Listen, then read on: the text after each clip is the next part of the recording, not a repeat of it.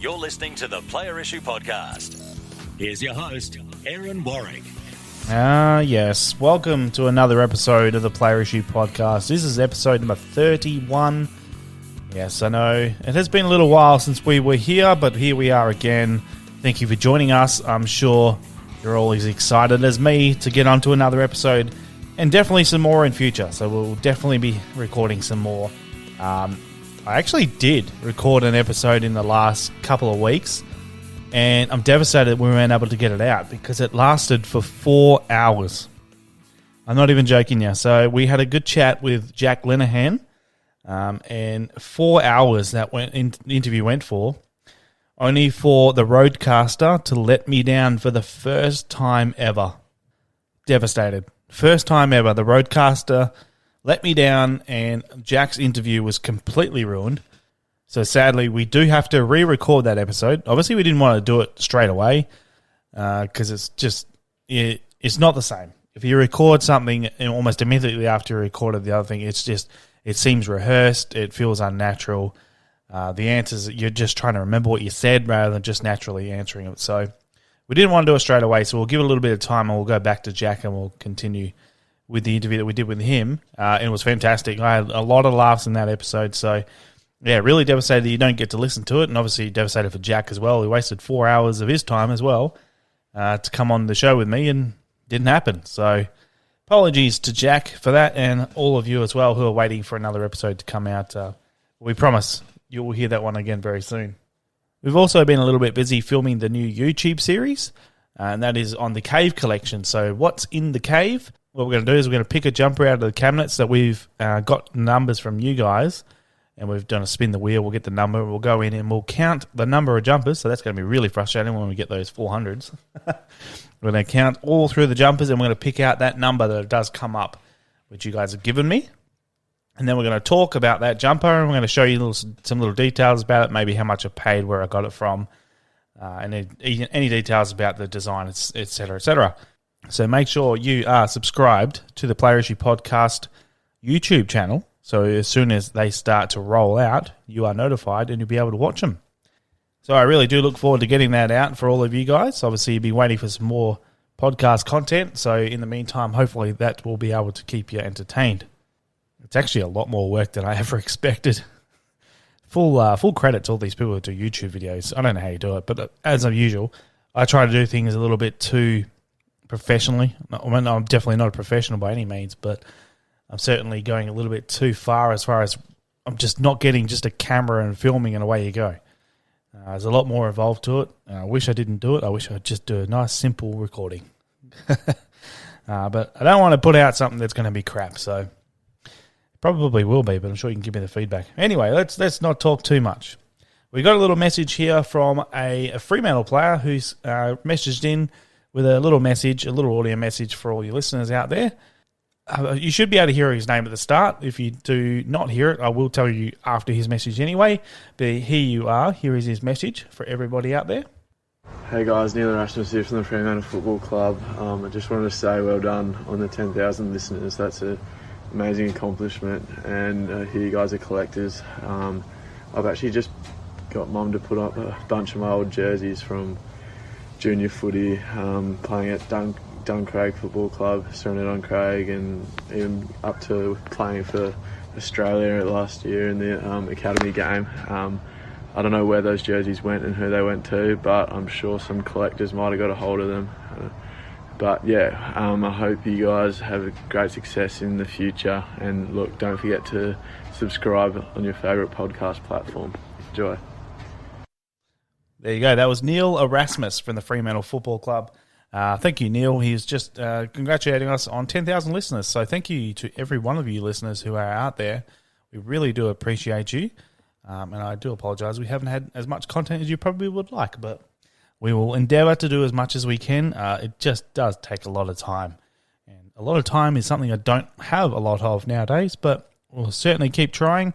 And people like Neil who call in and give us a congratulations or a thank you. So that certainly does help to keep us going. Very interesting to hear about his little collection as well, or what he's been putting up, or what he no longer has anymore. We'll have a chat about that a little bit later on, because I did manage to pick up a couple of his items from last year when he was not in the AFL, so keep an ear out for that. So our guest today, we'll get straight into it. Our guest today, we have actually talked to in the past. As a matter of fact, he was our very first ever guest, which is crazy. Not the very first ever episode, however. Yes. I will explain that in the interview, sort of. But anyway, this gentleman is an absolute legend. He's a champion, and he's opening a card shop in Brisbane, and he's the first one there to do all different types of cards. So not just your Pokemon cards, or not just your just general trading cards. He will be doing all sorts. So your sports and your Pokemon and your NBA and WWE and all that. He'll be doing all of it. So the first one in Brisbane to do so. So make sure that you get out there. His grand opening is this Saturday, the 11th of June.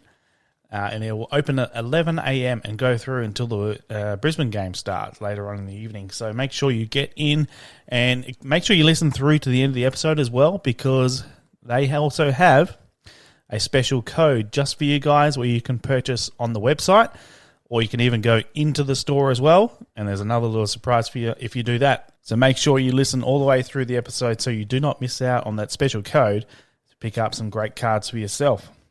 As per usual, after the interview, we'll talk about the usual stuff. So what I've picked up, we'll probably talk only about some of my pickups, because I've got a lot in 2022, and this is the first episode of 2022, believe it or not. So we'll just dumb that down a little bit to some of my better ones. We'll also talk about what I've seen go for sale as per usual. We'll talk about some of the club auctions. So I've been doing a lot of research in the last 3 hours on what some of the clubs have auctioned off so far this year, and there's been quite a lot. And we'll talk a bit about their formats as well. So some are a bit of a pain, but we'll chat about that. And the last thing that we will talk about is a certain man's jumper that a lot of people have been asking me what's going to happen to it. Nat Fife, his Peel Thunder jumper that he wore this week. A lot of people want to know where that's going, or what do I think is going to happen with it. Well, I do actually know where and what is going to happen with it. So make sure you listen all the way through to the end of the episode so you do find out where that's going. Let's get on with the interview. He's a legend, none other than Robert Verhoeve. All right, I have with me the one and only legendary, our very first ever guest on the podcast. That doesn't include me, because legit, Rob was the very first guest we ever interviewed before we actually did episode 1. There was episode 2. I don't know how that works. But Rob, welcome back to the show. Rob, how are we, mate? G'day, Aaron. How are you, mate? It seems like a long time ago now. And I'm actually thinking back to that day. Something happened on that day too, and now something happened yesterday. And I don't know if that's something. I think it was the last time Freo beat Brisbane you had me on, and then again. So anyway, it's good to be back. Was that actually the last time we beat you? I think it was, wasn't it? It was. That's scary. It was. Yep. Well, I mean, I guess you should come on more often. So every time we play, I think you should just give us a call. No. How about you guys come and play over here? We'll teach you how to play something. Well, cracking game. It was an absolute tremendous game. It was a good game. I mean, it's what you'd want from 2 top 4 teams, isn't it? Oh my God, yes. It was wonderful to be at, and just great atmosphere. And I guess I could say I feel for you, but I really don't. I'm quite happy about it. Mate, I'd be happy. I tipped Freo to make the finals last year, and I was bitterly disappointed. So I was pretty confident you guys would play well this year. I think you're well coached now, and the players have bought into that game plan. It'll be interesting to see when Nat Fife comes back. Yeah. Looks like it will be this week. He keeps backpedaling a little bit, keeps saying that he'll be jumping in the midfield, and then after yesterday's game he said, I don't think I'll be back in the midfield. Looks like I'll be in the forward lines. I don't think he even knows where he's going to play, or he's just playing mind games. He's all class. Wherever he plays, he'll add value, no doubt. Well, hopefully, yeah. We're going pretty well in that midfield, so a Rolls Royce in there wouldn't go too far astray either. No. We got Joey coming back this week. It's all good. Oh, nice. Very nice. Rob, actually, you were just telling me a little story before we jumped on here that you had lunch with the great man today. No, not quite. But he did buy at the local card shop, which I know we're going to talk about in a moment. But next door to the local card shop is a sushi place, and Joey Danaher did walk in there and have sushi. So I went in and had sushi as well, and found out he had a California roll. So I'm pretty impressed. No, that's not stalkerish at all. Oh, I didn't really anyway. He just was in there. I made all that up. All right, Rob. So, I mean, like I say, it's been a while. I think it's been 3 years. As a matter of fact, I looked today, and it's been 3 years since we started the podcast, and being you were the first, yeah, it's been 3 years since we had a chat. No doubt. There's no doubt a lot has changed in 3 years, Rob. So, tell us, I think you may have been still working the bank back then? Oh, mate, I've given that. Yeah, gave that away last year, and what's the best way to put it? You know, I had a family health issue. My mum was really sick, and in the end, I took time off work to spend some time with mum, which was something that was important to me, and she told me, go and follow your dreams. So my dreams weren't in the bank anymore, so it was like time to do something different. What a legend. You yourself were quite sick at one point as well, were you not? Actually, yeah, just after 2020. Yeah, had a heart issue, ended up in hospital for 3 weeks. So all I can say is to people out there, if you don't feel right, go get checked. I left it in typical male fashion, I guess. So if there's one thing that I could ever tell people, it's enjoy every day, because every day is pretty special. But I literally been given a second chance. I was told that if I had to come in 24 hours later, I wouldn't be around. Wow. So pretty lucky bloke, actually. I'm lucky on so many different levels, but this is one thing that I'm really lucky at. So, yeah. That's incredibly important. And we've been talking a little bit to some other people who've kind of been on the same path as you, a little bit different stories, but they had issues with cancer treatments that they had to get sorted out. And the same sort of issue where, you know, if you don't go get checked, you're going to end up in trouble. So, yeah, just don't muck around with your health. It's not something you want to do, and it can end up very badly. So don't stuff around with it. Don't stuff around at all. So like you're saying, Rob, your mum, the legend, told you to go and live your dreams. So that means that you've left the bank and you've gone off to start your own venture. Tell us about what it is.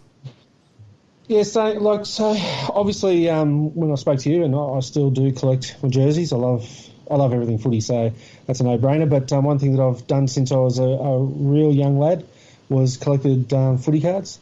Mum used to weasel away a little bit of money and buy me a packet every week when, against my dad's will, he didn't want Mum spending money on that. But I've loved it ever since. So 27 or 28 years ago, my wife and I used to have a little market stall at Cannon Hill.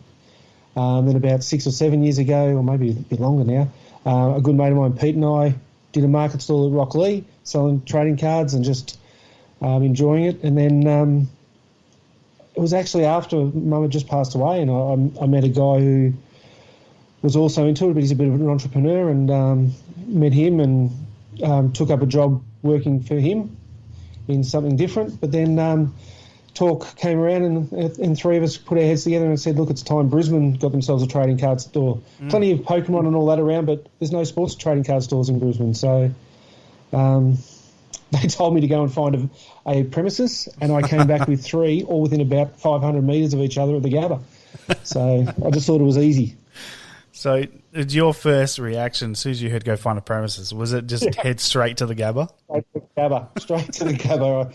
So my theory was that, there's obviously sports fans in that area that come to games and things like that, but also that I'm going to be there when the games are on anyway, so I might as well be working up until the time before the game. It's genius thinking, and everyone wants to do it, I guarantee it. It's just you went and did it. Yeah, well, we've done it. We found a place. It was very old. It's an old shop front, but it is literally 175 metres from Gate 2 at the Gabba. And we've put in a fair bit of work to clean it up. It was an old ice cream shop beforehand, and it hadn't been open for about 3 years, so needed a little bit of a clean up, and it still needs a bit more, but we'll get open this week, and we'll do a little bit as we go. Oh, crikey. So before we get too far into that, obviously it's been 3 years since you were on the podcast. What's changed in your football jumper collection? Anything? Have you got anything new in? Yeah, look, I really have decided to narrow down my collecting to the special edition jerseys. I used to just pretty much go after anything, but now just picked up the Darcy Gardner Indigenous jersey this week from the auctions on the club site. And if there's anyone out there, last year's Indigenous player issue jerseys are hanging in the Lions shop now. Oh, really? Which I picked up Daniel Rich because I work close by now. I went for a walk. So wow. But yeah, they are. There's I think there's a whole heap of the VFL player issue jerseys from last year. Yeah, VFL right. players. So Very cool. yeah, so pretty much focusing on those.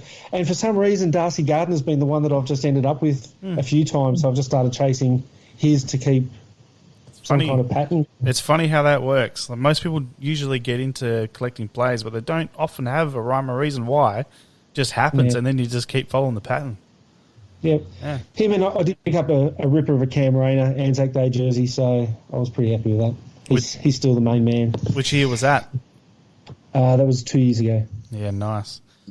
So Cam Rayner. Yep. I mean, I don't know how to put it. I mean, obviously he was out for a whole year pretty much last year. Was it the whole year? Was he out the entire year, or did he injured start?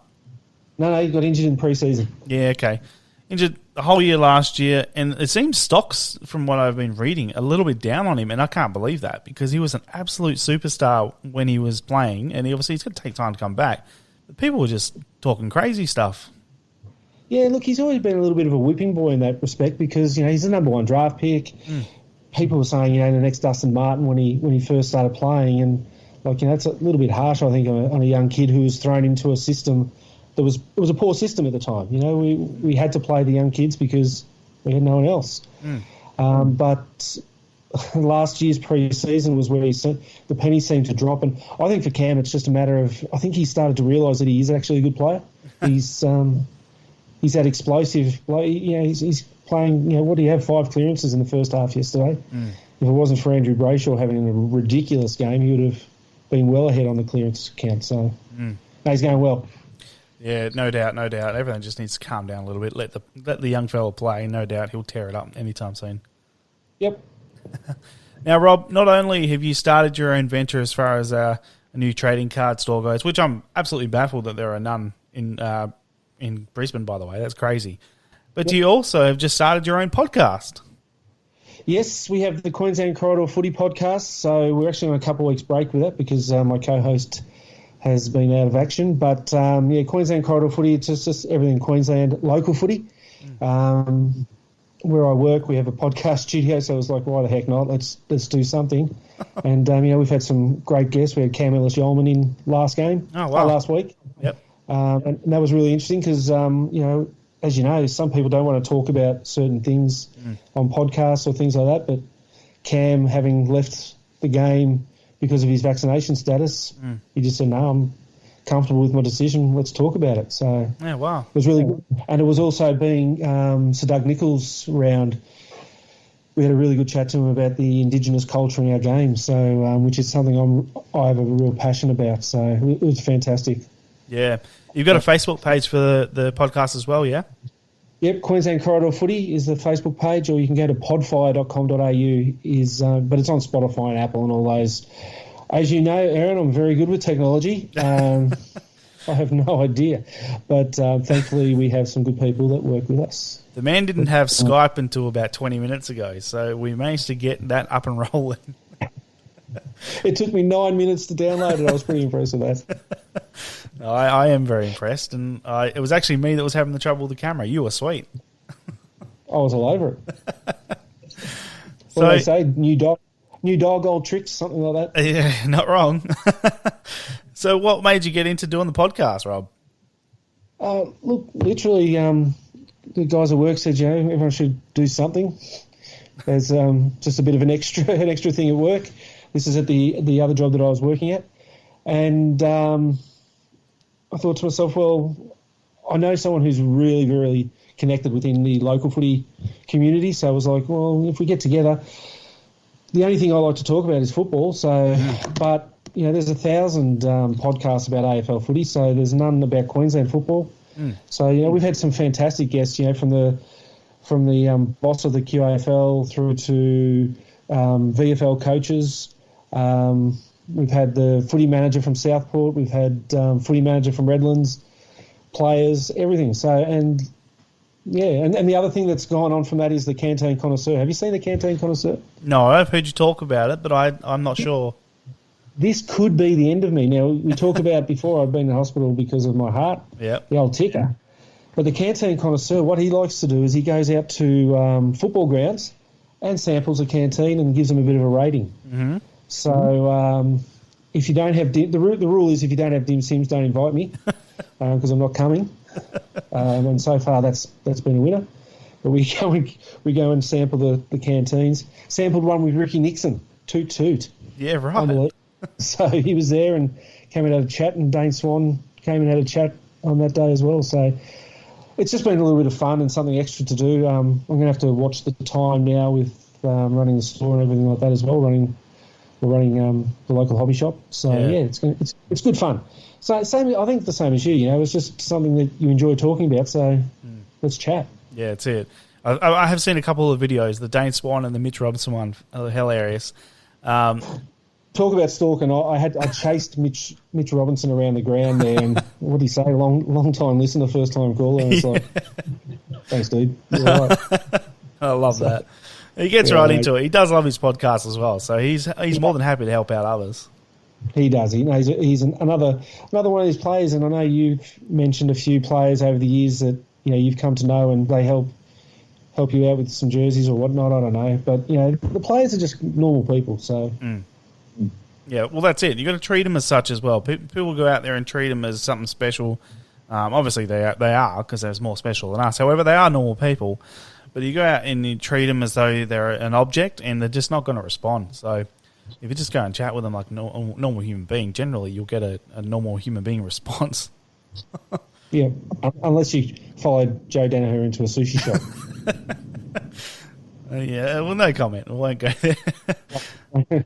So the Canteen Connoisseur, what I've seen of it is it looks like a roaming Rob scene, and I love that. That's fantastic. It is. And I have a white T-shirt for it too. Someone made up for me. And unfortunately, being in a canteen in a white T-shirt is not real great.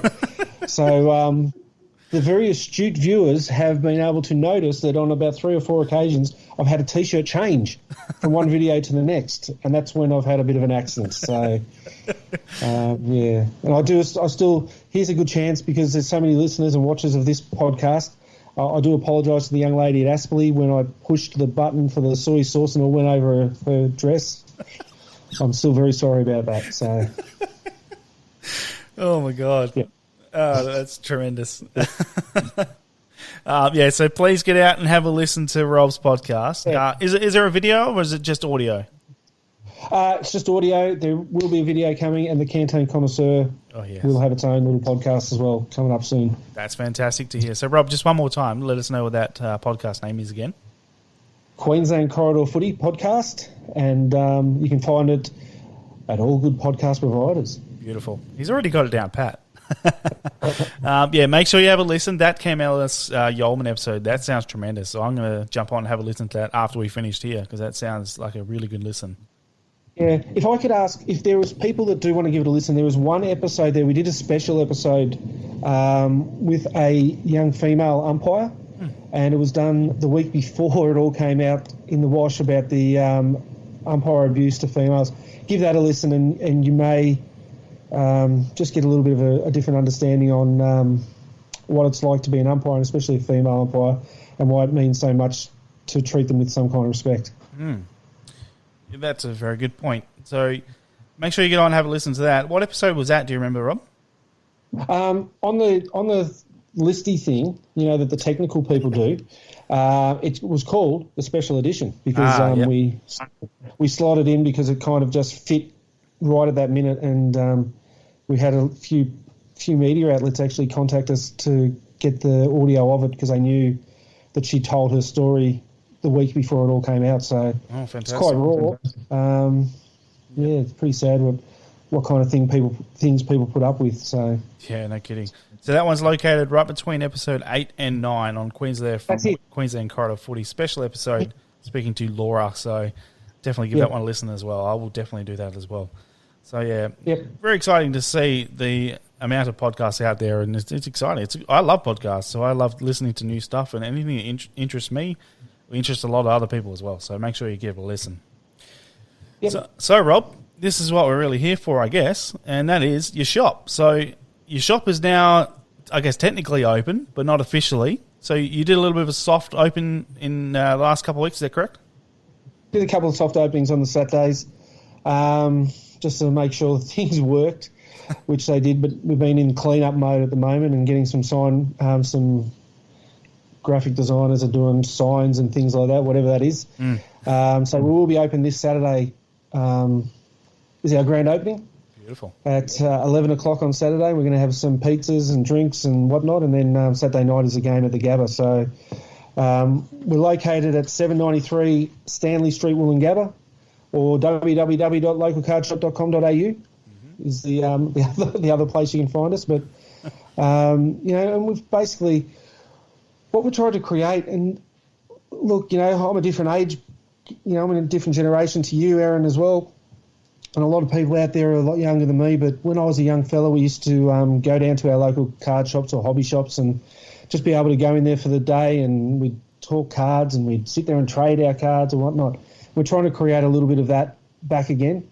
If you look at the logo and things like that, it's all, I like to call it old school, but we've tried to go with a very simple theme with that.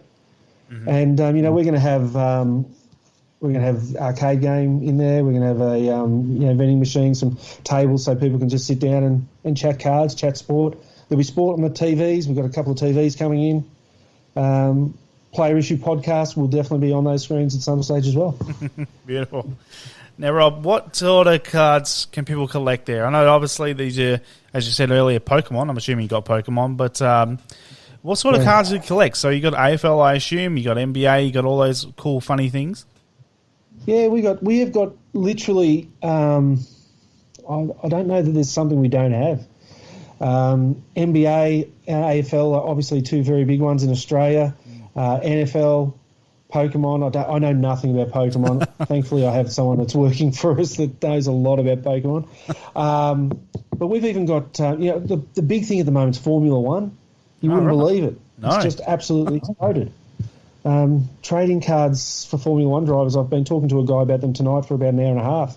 Wow. Trying to help him out with something for his collection.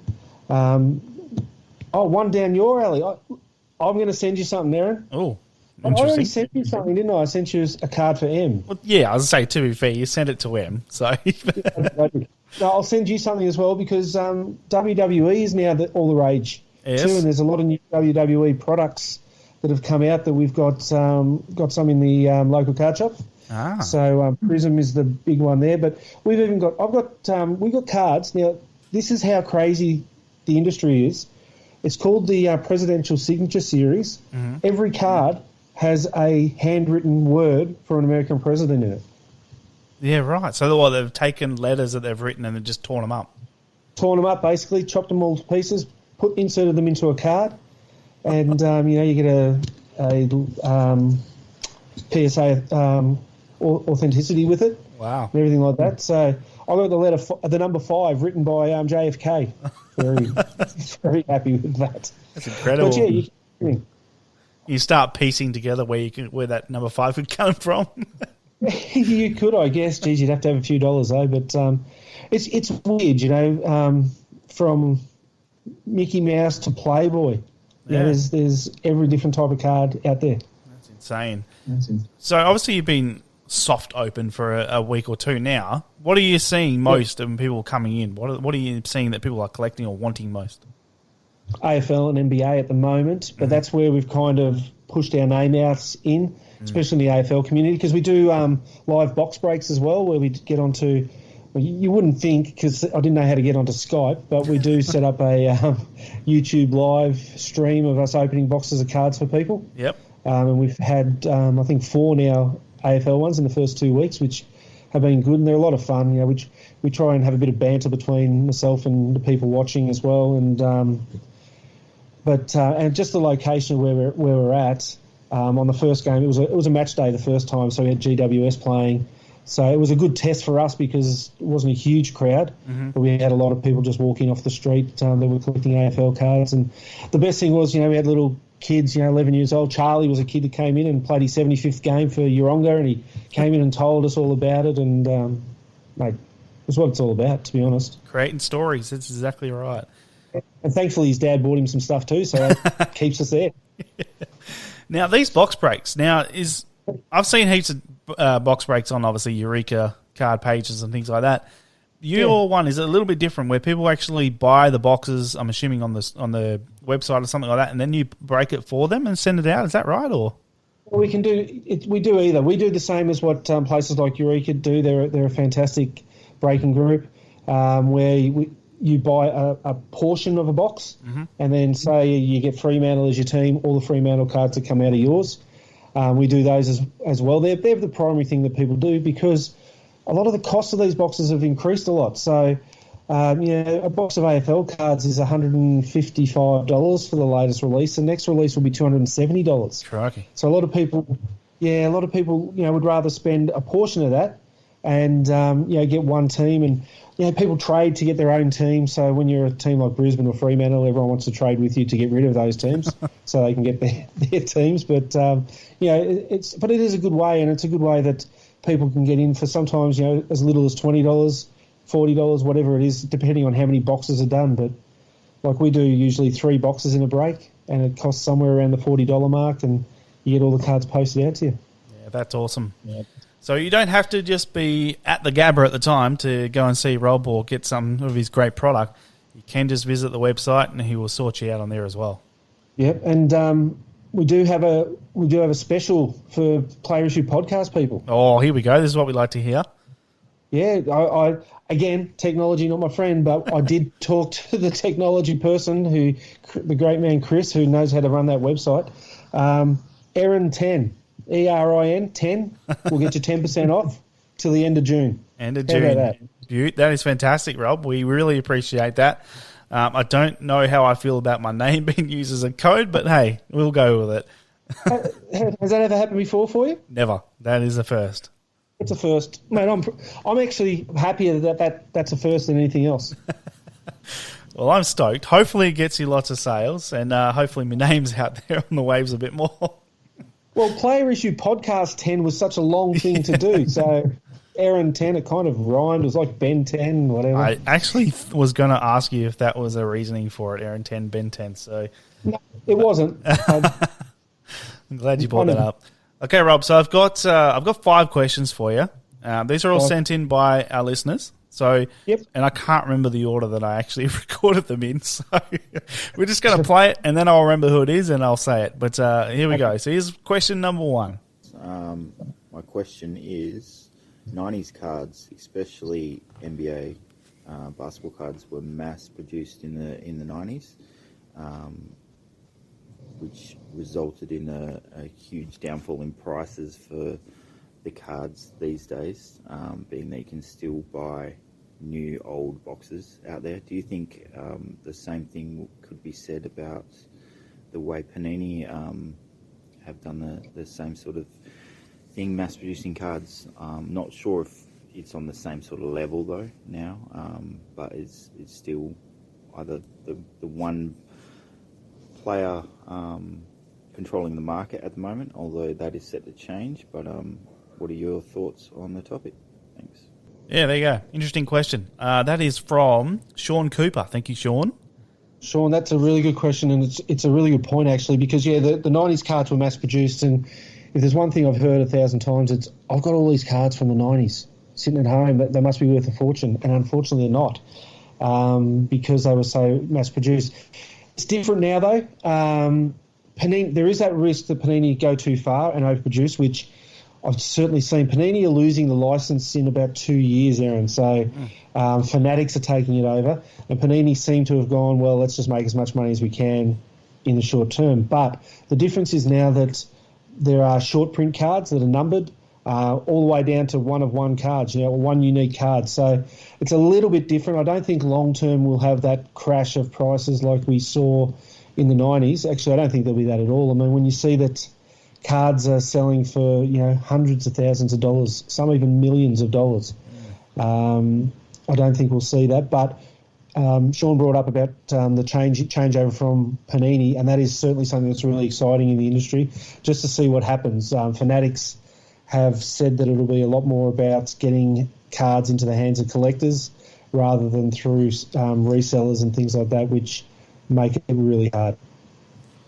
Yeah, it's interesting that point gets brought up, actually, because that's happening a lot in the AFL scope at the moment as well, where I've seen a lot of people on the pages just say that they've just stopped collecting them because it just seems that the resellers are getting their hands on it before any of the collectors. Now, what's your thoughts on that as far as, can it change? Will it change? It can change, but I think they've done a really good job in the last few years in trying to limit the resellers getting their hands on the product. I'm not going to go too much into it, but I noticed even on the last release that they did a couple of little things on their website that just made it a little bit harder for the resellers. The fact is, though, that when you've got resellers out there, it's because it's a strong market. Now, the one way to stop it would be to produce more cards. But if you produce more cards, you'll kill the market. Yeah. So it's a knife's edge what they're dealing with. And I think Select have done a pretty good job. They've got purchase limits in place and things like that. And I know as a local card shop, we were able to get a very small allocation of their latest product. But we'll be supporting them all the way through with every release they do. And we also stock their accessory range, their card protectors and everything like that. So hopefully that'll pick up for us in the future, and we'll be able to offer more to our customers. But we offered it all at recommended retail price because it's the right thing to do. And I think most of the retail stores that got them this time did that. But I think Select are doing a pretty good job to try and stop that from happening. That's an interesting point, actually. That's something I never thought of. But the retail recommended retail price, that is something that I always thought was followed. Is that not the case? No, a couple of years ago, mate, I went to a store in Melbourne on release day of a new release and paid, what was that, about 25% above recommended retail. Oh, wow. Because it was either pay 25% above recommended retail there or go onto eBay and pay double recommended retail. So some of the retailers decided they could get away with it. But I think selectors really asked them not to. And if you look at the American product, there's not even a recommended retail on it. Yeah, right. You can't buy it as retail. So if Panini, you buy it through some of the major distributors over there, or the major shops over there, they just go with market forces, whatever people will pay. It's ridiculous. And there's boxes of cards that go for $20,000 for a box of cards. It's got 8 cards in it. Yeah, nuts. That out. What about the? I don't know if you definitely would have seen the jersey. What's it called? There's a new one anyway. It's an old card, and they've just cut out a little swatch and stuck it on. And Jersey swatch. Jersey swatch, yeah. Jersey Fusion, sorry. Jersey Fusion, that's it, yeah. Interesting little product. What's your thoughts on that? It's been run through the ringer by a lot of the collectors because basically they've got an old card, they've got a jersey, literally cut up the jersey, stuck the piece of jersey on the card, and then encased it into a sealed case, and then sold them each card $75. My personal thing is something different. It's whatever, It's nothing offensive. The one thing I liked about it is that I bought a few of them, and I got a Michael Jordan one. Oh, and there's a QR code on the back. Scan that, and it gives you the provenance of that jersey, when it was worn, what it was, and all that kind of stuff. So I didn't mind it, but its price point was probably a little bit high. But look, it's what people collect, what they want to collect. If you don't like it, just move on. You don't have to. That's right. You don't have to collect it. I've seen quite a few people go nuts over that. It's sort of similar in the way to I can't remember, there was an old AFL release where they got their hands on some of the older cards, and then they just got the players to sign them, and they re-released them. And people went nuts about that as well. But it's the same thing, really. You're getting a re-release product, but it's been refreshed. And it's something new to collect. I think it's cool. Look, you can't collect everything. You pick what you like, and you let other people have what they like. I love the QR code provenance thing. I reckon that's a wicked idea. Yeah, I did. I like that. So, yeah. And, of course, it made it better because it was Michael Jordan, too. Oh, yeah, no kidding. Nice. All right. Thank you very much, Sean Cooper, for that question. Let's go on to the second question now. Hey guys, long time listener, first time caller. Quick question. When you have the collection going that you have in your card breaks, what happens if you get a nice shiny card but you don't go for that team? What's the best bet to sell? Do you hold on to it for it a bit longer, or do you try and sell it as soon as you land it? Thanks, guys. Now, no one will know who that is because he clearly hasn't had anything to drink that day, but that was Blake Cook, one of our previous guests as well, and Rob will definitely know him well as well. No F words in that question at all, so no one will have any idea it was him. I believe he has a card. Sorry, Rob. I believe he has a Bont Virtuoso card, so that actually is what brought up that question. So, good question, Blake. Really good question. Again, horses for courses. It's a different markets now. AFL market, primarily, I would say the quicker you sell it, if it's a card you don't want, the better it is. You'll get a higher price early on. So I'd certainly with a Bond Virtuoso be looking to move that one on straight away. Now, your Facebook groups are a good place. Look, people complain about eBay and their fees, but you pay the fees because you've got a much wider audience than what you do on a Facebook page, and that's just the way it is.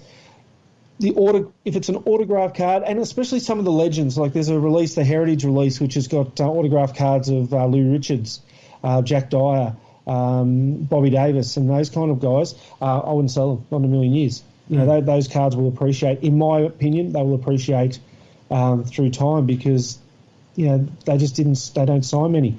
The phenomenon at the moment is Dustin Martin. If you get a Dustin Martin card, it seems like you can write your own ticket for what you want for that card. Yeah. I don't know that is sustainable because there's a lot of Dustin Martin cards out there. Yeah, no kidding.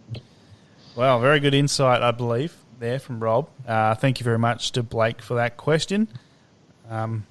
He'll still be up, no doubt, drinking away at the moment, so get into him and let him know that the great Rob has answered his question. All right, cheers, Blake. On to question number 3. I believe I know who this is, and it'll give you a nice little laugh.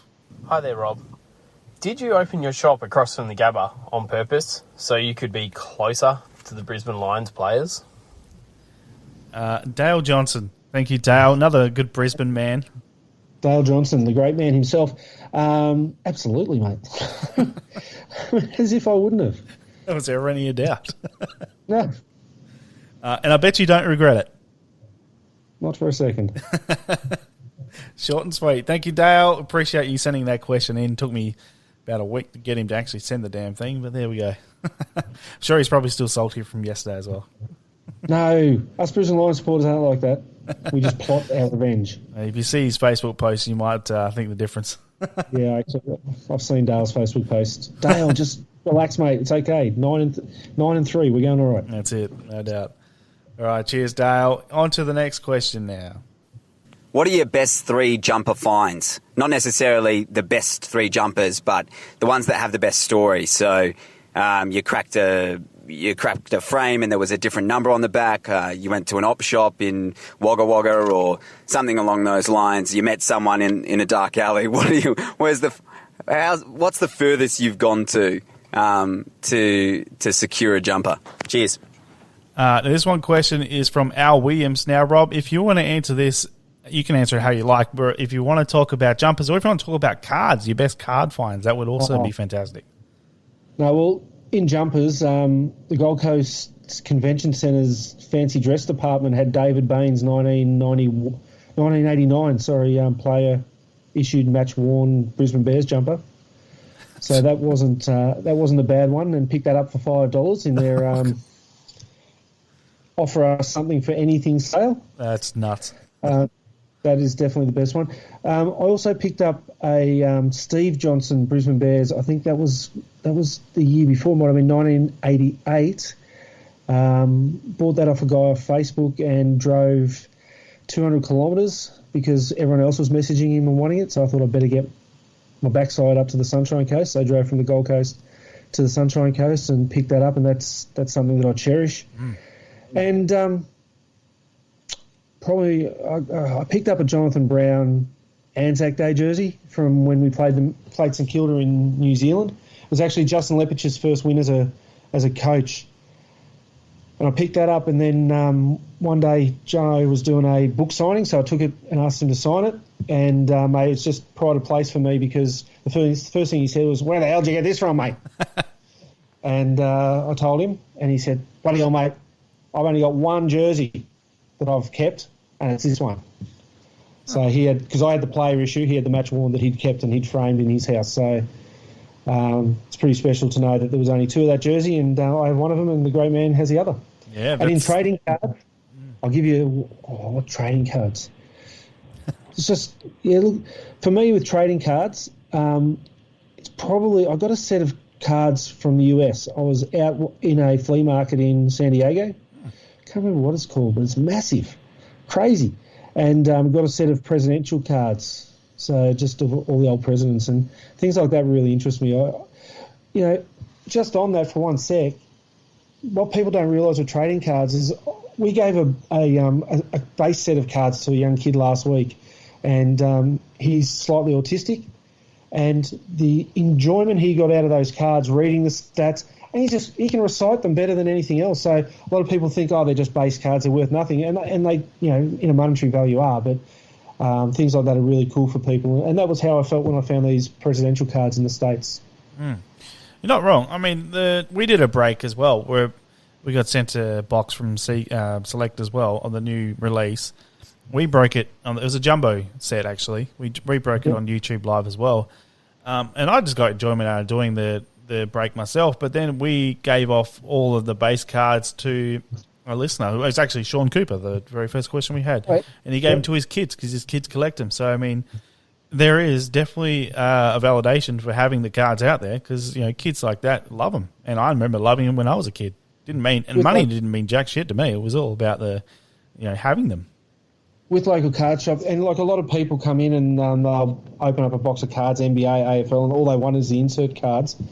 And I've already had a couple of people just say, just can you throw them out, basically. But we'll be giving them to local footy clubs, local basketball clubs for the kids.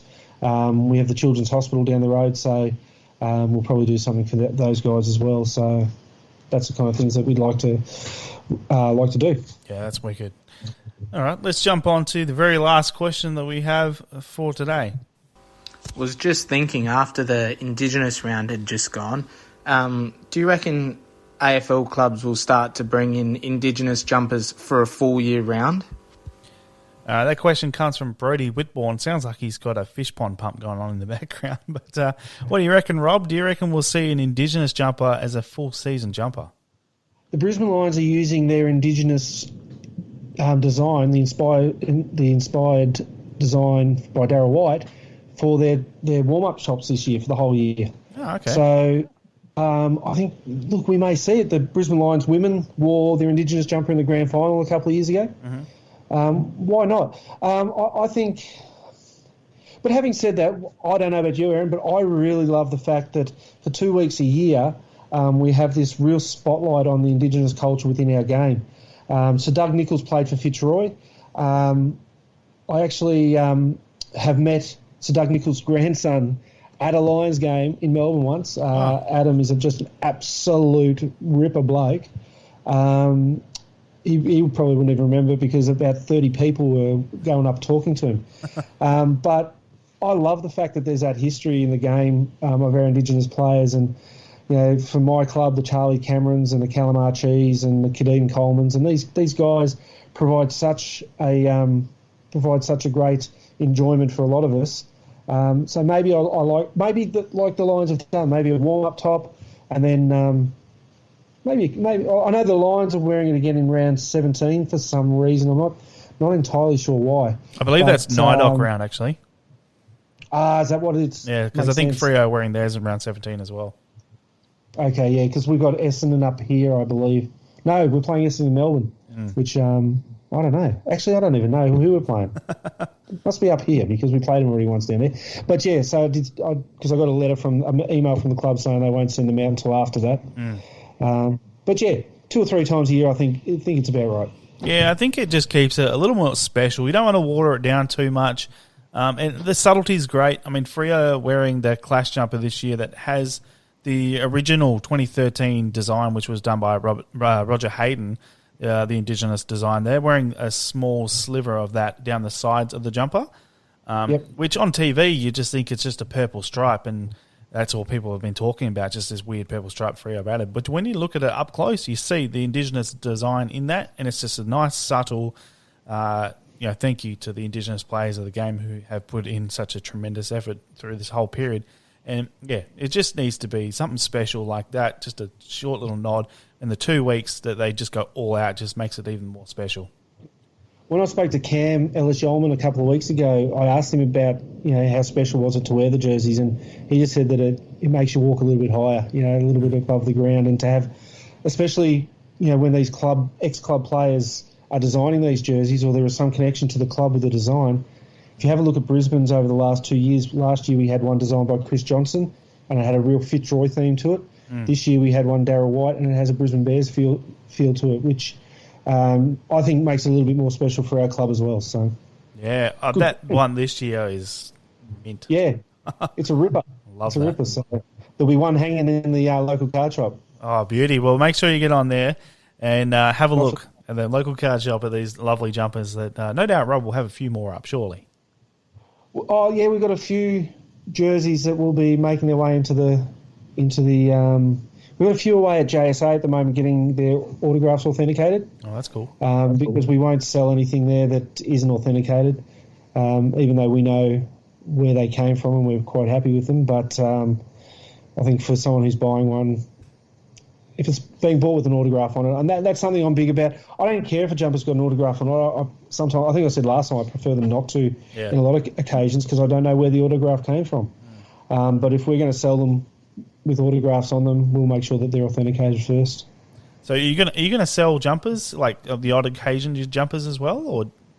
Yeah, look, and also too, if people are out there and they do, drop me a line if you're keen on Brisbane Lions player issue jerseys, because they do pop up in the store all the time. Drop me a line, mate. We'll make a group chat, and then when they come up, I can put a note in there, and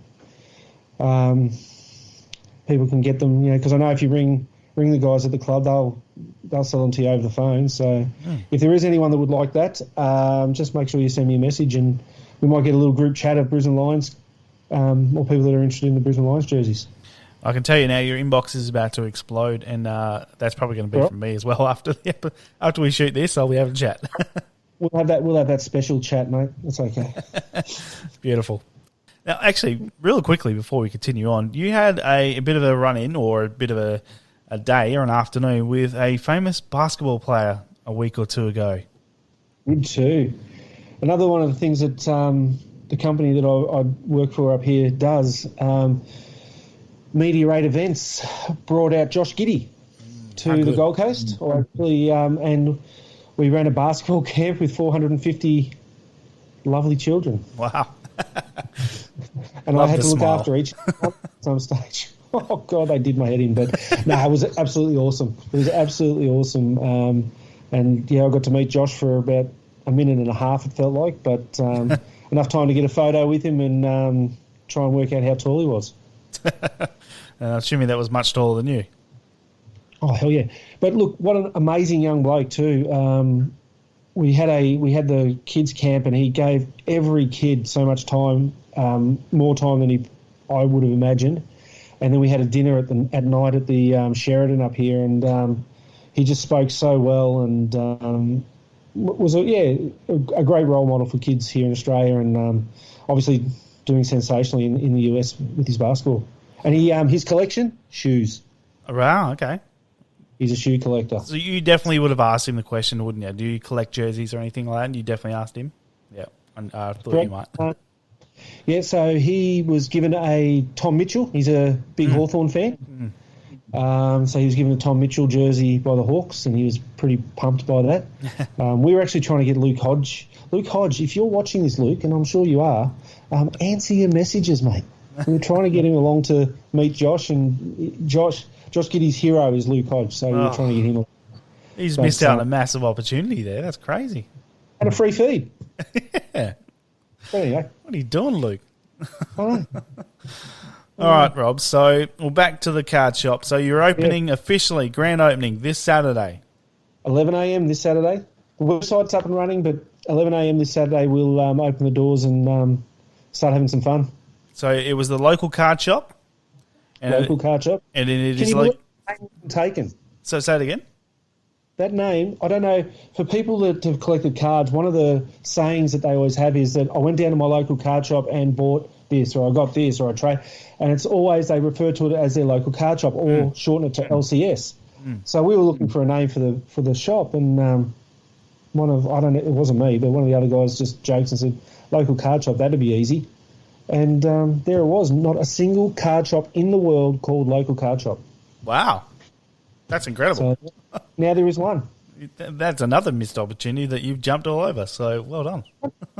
Yeah. So, this Saturday there's plenty of parking at there's a little shopping centre across the road from us where there's a Coles. There's 3 hours parking in there.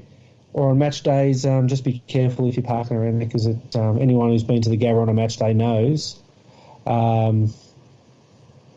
that it's a absolute shocker with the parking fine. So it doesn't make much sense. So yeah, right. So the website, is it just localcardshop.com.au? Yep. And where do they find you on Facebook? Is it just local card shop on Facebook? Local card shop, yeah, nice and simple. Yep. Or they can message Rob Verhoeve and that guy will put them in contact with it. All right, and so the code again, Rob, is Aaron10. Can people just come into the shop and give you that code as well, or is it only online? Shop, look, I'll go this far, that if someone comes in the shop and tells me Aaron10, I'll make it Aaron15. Oh, look out. And if that happens, let me know. I will. I'll get a picture, one of those things, with the camera thing, and I'll send it to you. Awesome. All right, Rob. Well, good luck. Congratulations on, of course. And, just good luck for the week and good luck in the ventures because I'm really excited to get over there in about 4 to 5 weeks and check it out as well. Yep, absolutely. I'll take you to get sushi with Joe Danaher. I look forward to meeting him. All right. Cheers, Rob. Appreciate you. See you, mate. There we have it. Thank you very much, Robert Verhoeve. Please make sure you do get out and check out the shop this Saturday at 11 a.m.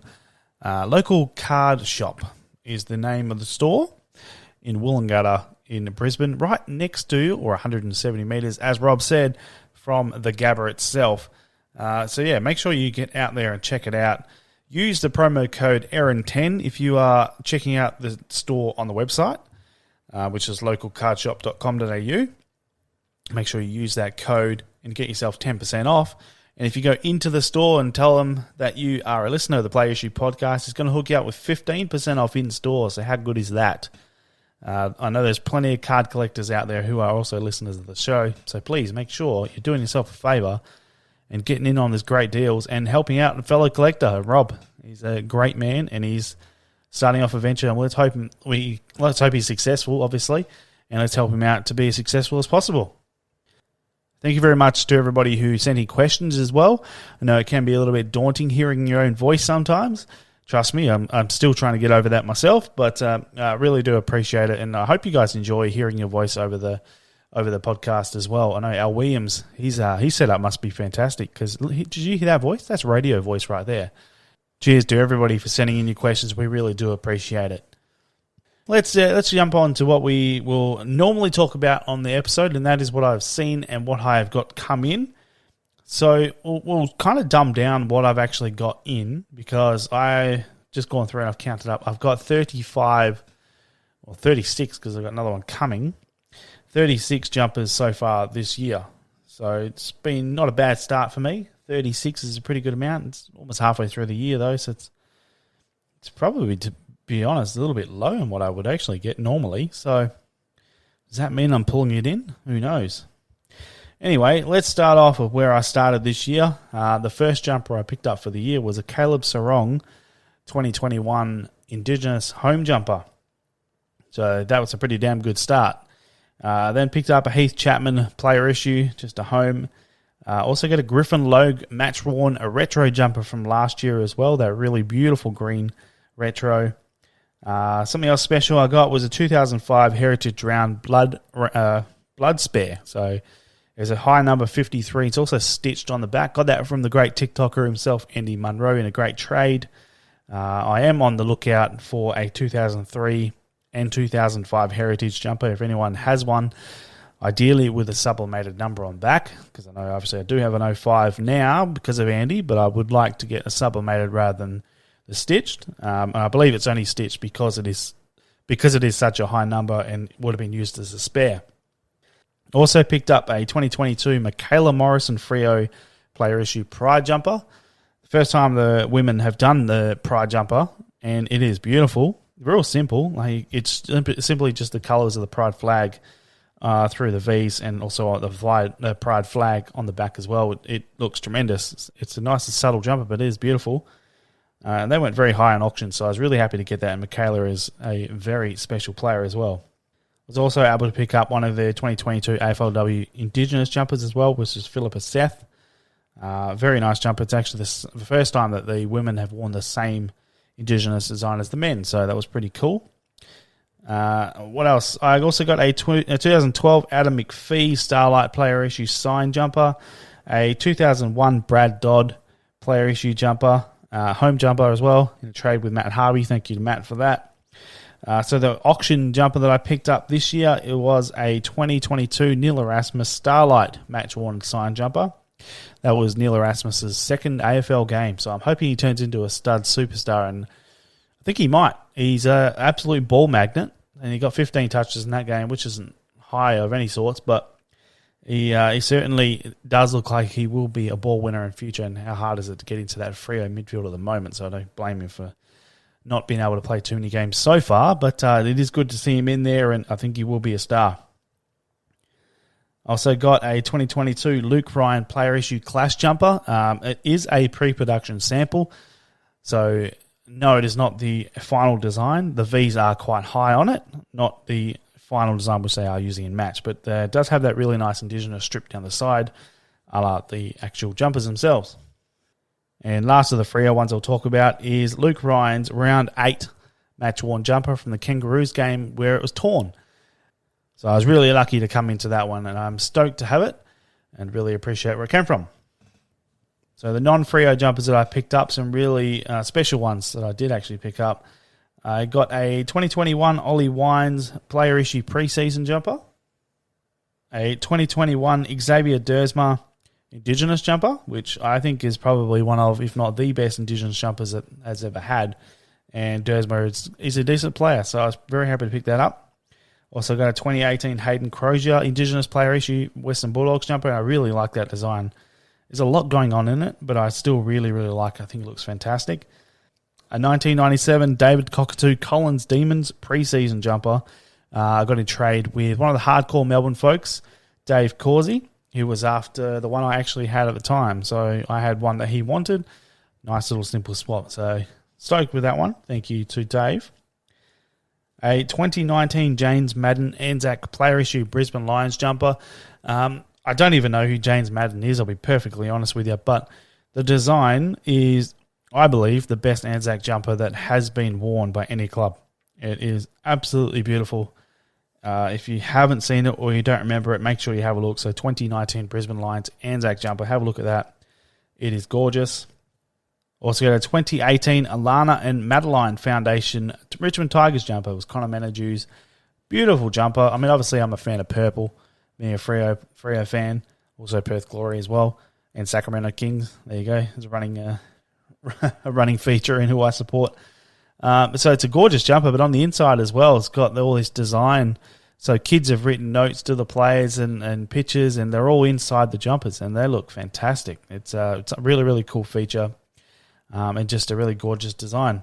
So the Western Bulldogs this year, they sold off some of their, well, I believe their whole set of their 2020 Good Friday jumpers that obviously were not worn because of COVID.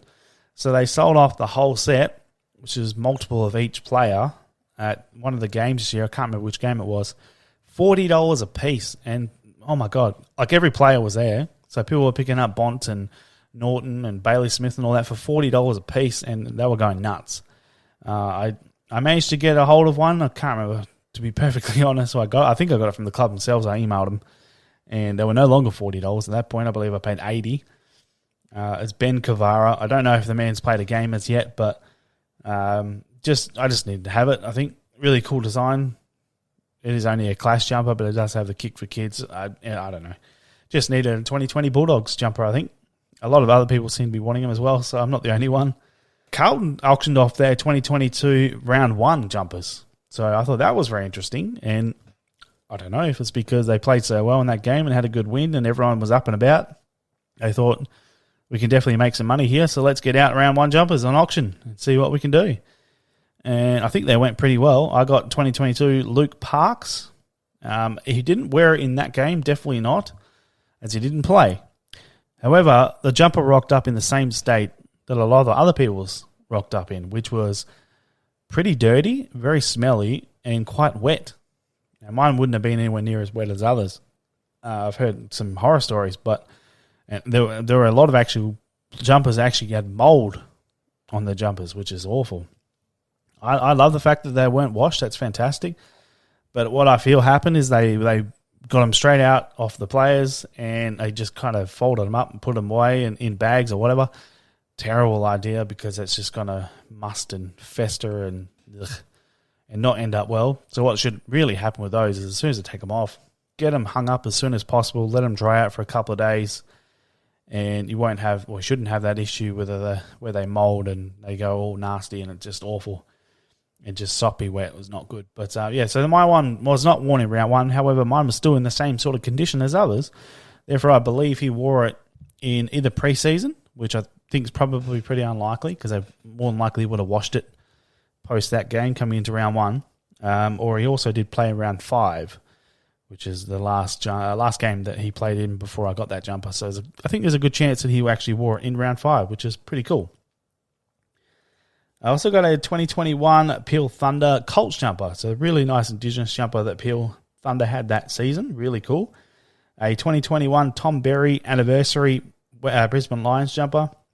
Definitely going to try and get the 2022 and the 2023 and put those 3 together because that would be super cool. As you can see on the back of the jumper, if you've ever seen it, is a silhouette of the MCG ground.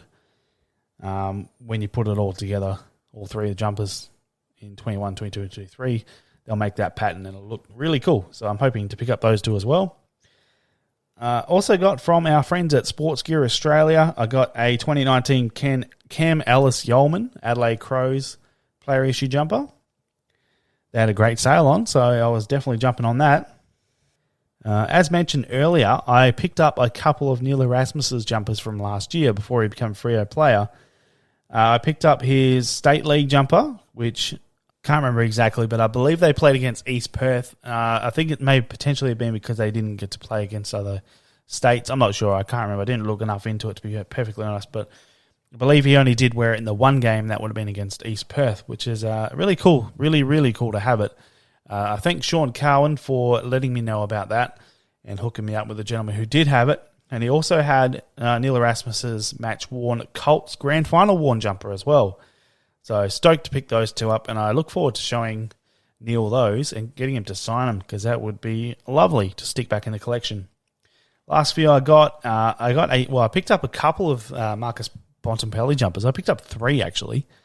I've only got 1 left now. So at first I only picked up 1, and I was only thinking that I was only going to get 1. And then I got offered a second one a couple of weeks later. I thought, yep, okay, it's a long sleeve. I have to have that because I haven't got a long sleeve. Then I got offered a third one, and that one was a bit more expensive than the rest of them, so I had to let one of them go, the long sleeve, so I could pick up this third one. And this third one is the 2017 home match-worn Marcus Bontempelli in fantastic condition. You can tell it's definitely match-worn. And then I had 2 home jumpers, so I didn't really need 2, so I made a deal and traded that one off or sold it. I can't remember what I did with it, but didn't need a second home Bontempelli, so I've only got the 1 now. But I also picked up a 2017 Rourke Smith Bob 300 player issue jumper. I absolutely love the Bob 300 design. I think it's fantastic. Pretty clearly the design that they kind of went back to for this year and last year, I believe, with the red collar. It's a super cool design. Looks fantastic. And I was actually devastated when I missed out on picking up a Bob 300. Actually, Robert Murphy player issue jumper. Would have been 2018 probably, or even just the end of 2017. It was up for $500, and I hesitated on it on eBay for probably 2 or 3 days, and it sold for $500. But could you imagine nowadays? There's no way you'd get that for $500. So yeah, I'm super stoked to be able to pick up a Bob 300 of Rock Smith. And last one I picked up of non-Freo, because there's one more left, which I will chat about real quickly, is a 1999 Trent Hopner Grand Final Player Issue jumper. I've been wanting to get one of these 1999 Grand Final jumpers. They've got a really odd, large black Grand Final patch. Obviously, any Grand Final patch is super cool to have, so I needed one. Pretty damn cool to have in the collection. And I had a $500 eBay voucher actually just sitting there, just waiting to be spent. And so when I saw it come up on one of the Player Issue pages, I said, hey, mate, if there's any chance you want to chuck it on eBay, I will buy it right now for your asking price. So luckily, Dave was more than happy to do so, and picked up a great jumper. The interesting thing about these jumpers, I don't know if it's only the reserves jumpers, but they had clearly patched over the Grand Final patch and the Hyundai patch on the back, and they reused them in the VFL the next year. They're very worn. This one is very worn, so you can tell it was definitely match worn probably throughout the season in the VFL next year. So I don't know. Like I said, I don't know if it was just the reserves or the unworn player issues that like that. If anyone out there knows for sure, if any of the top line players or the match worn jumpers were ever done, will that ever happened to? And let us know, because very interesting that happened. Always good to have a Grand Final jumper in the collection. So thank you again to Dave for that one. Last one I have picked up, which I haven't technically picked up yet, is an auction that I won a couple weeks ago now. So it's a bit unusual for Freo not to get them out to me real quick, but we shall wait. So the Indigenous jumper that we wore against Melbourne, which was a tremendous game, Hayden Young, I managed to pick up his match-worn jumper. So very much look forward to getting that in the collection, because it is beautiful. I love the design, and yeah, I'm stoked because Youngie is a great player already, and he's just going to get better. That is basically all of my pickups for 2022. In AFL, I have picked up a bunch of Perth Wildcats stuff, which will be here soon. I think I've made 4 separate purchases because I just kept going back and buying more stuff. And I've also picked up 4 more NBA jerseys. Well, actually, 5 or 6 NBA jerseys. I've got another 2 on the way from the US as well. I haven't ticked off too many off the list, however. So I'm trying to pick up every team, which is 30 teams, trying to get a player issue or game-worn jersey of every team in the NBA. And I think I'm still sitting on about 12. I have upgraded a couple, though, however. So I did have a James Ennis Philadelphia 76ers jersey, which was fantastic and beautiful and definitely game-worn and come with the COA saying so. And obviously he did play for the Perth Wildcats, so I wasn't too keen on getting rid of it. However, had an opportunity to pick up a Ben Simmons game-used Philadelphia 76ers jersey, and thankfully the Philadelphia 76ers fans no longer like Ben Simmons, so I was able to pick it up pretty cheap. It wasn't too much more than what I was able to sell the James Ennis for. A little bit more, but it was worth it. And I know that the James Ennis went to a very good home, so win-win for everybody.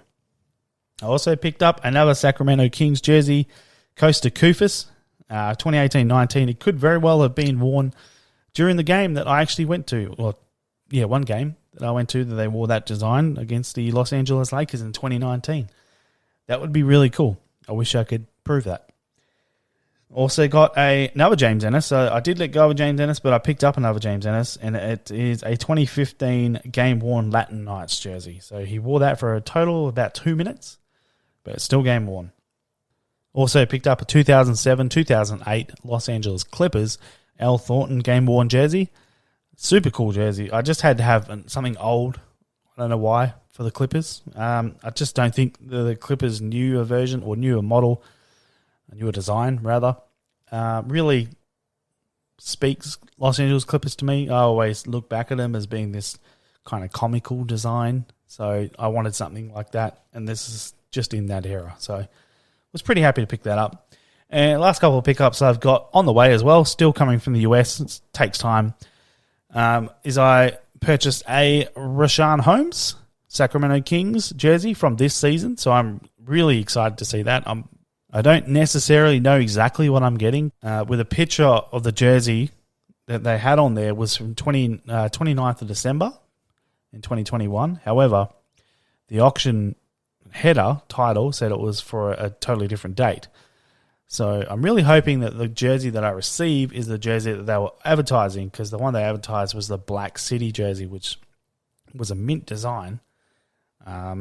And he did play very well in that jersey. So I'd be stoked if that does arrive as the black one and not the purple one they were advertising with the photo. Just goes to show that even though these NBA players earn millions and millions of dollars, and obviously their clubs earn many, many, many, many millions of dollars, they still have a problem with advertising things correctly. So, like I said, I'm still not 100% sure what I'm going to get. Good thing is it went off to Migrate, so Migrate authenticate everything, and they'll photo match things, and they will send back with a COA with the jersey telling me exactly when it was worn. So I look forward to that and seeing what jersey actually arrives and all the games that it was worn in. It better have been worn in some games, because I'll be sending it back real quick if it wasn't. Thankfully, it wasn't too expensive. I think I paid about $500 for it, which is very good for a game-worn Sacramento Kings jersey. And I also was very lucky, and I won a raffle on that same website. So the Sacramento Kings auctions, I was super lucky to win a Domantas Sabonis authentic jersey, signed by Domantas as well on the back. So very rarely do I win anything. So I was stoked to just jump on and accidentally see that I'd won it. So yeah, stoked, happy, and very excited to get it. That's it for what I've picked up. Let's have a look at what I've seen go for sale in the last few months. I'll keep it very, very light because there's obviously been a hell of a lot. Let's go through it now. So, Lockie Whitfield GWS 2019 jersey, jumper, Guernsey, whatever you like to say, it went for $167.50. The Richmond Tigers Wayne Campbell 98.99ish came back again. I was still hoping I'd be able to pick it up, but somebody else did at $699. A Michael Frederick 2021 player issue Clash jumper. I reckon if this was a couple months later, this would not be going for this low. It went for $102.50. Considering what his jumpers have been going for at auction recently, his jumper would have gone a lot higher, I reckon, than that. One I was super disappointed to miss out on, and my own fault, really. But I know who won it, so he's a good man, and he's a lucky man. He's actually been a guest on the show as well. Gold Coast Suns 2011 inaugural jumper, so the very first jumper they ever wore, and this was round 2 of 2011. They wore this special jumper with a bunch of names on it that nobody actually knows who they were. Doesn't really make a lot of sense unless you probably live in the Gold Coast. But anyway, it was Gary Ablett's. So the very first player that was ever signed to the club, the very first captain, obviously the best player they've ever had, and their first ever jumper. It was writing on the wall that I had to have it in the collection. I was willing to spend the most I've ever spent on a jumper, and I almost did. I was very close. Unfortunately, for me, I panicked when Emma walked in the room with 16 seconds to go, and I was about to try and make a snipe bid. I shit myself and thought, I don't want to sing I'm about to spend $2,100 on a jumper, so I just quickly pressed bid and hid my phone. Luckily, as I pressed bid, I saw that the green pop up saying that I was currently leading, which was very exciting. I thought, okay, I've got it. No one's going to outbid me for that, surely. So I was super keen and excited, and half an hour later, when I was finally able to look at my phone again, I noticed the very bad news that I had lost that jumper, as a matter of fact. So I was devastated. Even worse than that was when Emma said, how'd you go with that jumper? And said, what? And she said, I did see when I walked in the room that you had it open and that you pressed bid on $2,150. So she already knew. And she said, well, why did that stop you? Because I wouldn't have cared. So that just made me feel even worse that I missed out on it. But anyway, congratulations to the winner of that jumper, $2,150. And it's only going to appreciate in value, I reckon. So I'm sure that it'll be stuck in your collection forever. There was a very nice 2014 Carlton Blues player issue jumper go for $299. A Richmond Tigers 2001 player issue, number 20, or match worn potentially, go for $280. This one was interesting. A long sleeve 2012 Grand Final player issue jumper, Nick Malcheski's, and that went for a staggering $1,602. I was shocked, and that went very quickly. So the bids were just flying up to eventually sold at $1,602. And it's one of those ones that I thought, oh, there's no way this is going to get paid for. And then I saw a couple of days later it show up in the person's collection. So well done. Obviously, it's something that you really wanted, got your hands on. So you certainly can't argue with that. There was a North Melbourne Kangaroos Jed Anderson player issue Kick for Kids jumper. I think it got sold 3 or 4 times on eBay. Another one of those that just didn't get paid for, or what, I'm not too sure. $230 it went for. It went up again. I think it was up for $300, I believe, and I offered $200 just because I knew what it had gone for and obviously didn't get paid for. And I got counter offered $250, saying that it wouldn't take any less than $250, which made me think, interesting, why did it not get paid at $230 if all you could take was $250? But anywho, I counter offered $210 and they said no, and it sold again and then went back up for sale yet again. So I don't know what was going on here. Come back up at $250 at start, and I offered $210. Got counted $230 and said, nah, I'm not interested. I believe it sold, or it potentially didn't sell. But anyway, the bid got stopped, or the auction got stopped, and it got relisted yet again as a bidding, and it bid all the way through and sold for $205. I probably should have bid on it, but I just didn't want to out of spite. Anyway, so I missed out on that, so I did sell for $205. Hopefully this time the gentleman has got the money and it has been paid for. This is why I stay away from eBay. It's just so messy, and I just can't trust it anymore. It's too hard. A Carlton 2018 Crips jumper. It did have a GPS. So this is another one of those ones that were set out on this table. I believe there was 100 of them that Paddy Cripps and his manager or somebody along those lines, they put the number 9. So they heat pressed the number 9 on themselves on all of these jumpers. So they were all blank player issues. And they heat pressed the number 9 on all of them, signed them all, and then sold them on his Instagram page, I believe. I think they were $100 a pop, somewhere along those lines. And here they are coming out slowly nowadays, and this one sold for $2,000. I hope the person who bought it is aware that it's very likely it wasn't really technically a Crips player issue, because it was just a blank, and it could be any type of size, potentially not even in his size. But that is what they were wearing in 2018 as well. They were technically just blank player issues with heat press numbers. Yeah, it is what it is. Hopefully you're enjoying your Paddy Cripps made up player issue. I'm sure you are. It's probably just a pity that all the money that he raised for the bushfires at the time, he's not getting the same money as what they're selling for now to donate to the bushfires. But hey, here's what it is. There was also a Joel Selwood 2020 Grand Final player issue sign jumper. It was up for $2,500. It likely sold for best offer. I'm not too sure exactly what it was. I was actually tempted to chuck a $1,500 offer in, but never eventuated. 2012 Fremantle Dockers Purple Haze Cam Sutcliffe player issue jumper sold to my great mate Dylan at $177. A 2011 player issue Brisbane Lions number 4 Jared Polek preseason. So they're really cool map of Queensland on the front of the jumper, and the maroon, all maroon jumper. Check it out. It's a really cool design. Sold for $202.50. That was quite a surprise. It's pretty low. Last but not least, a Carlton Blues AFLW number 50 player issue. So it'll be one of those sample designs. Sold for $96. So that's pretty much what I've seen sold on eBay. There's a few things out there at the moment. There's still the Richmond Tigers 2020 Shea Bolton for $25,000 if anyone's got a spare $25,000. There's a couple more Richmond Tigers grand final jumpers up as well, I believe, for around about $10,000. So if you've got $9,000 or $10,000, you could probably still pick yourself up a Richmond Tigers grand final jumper. There's also a 1993 Brisbane Bears player issue. I believe it's number 49, so it's likely made for reserves.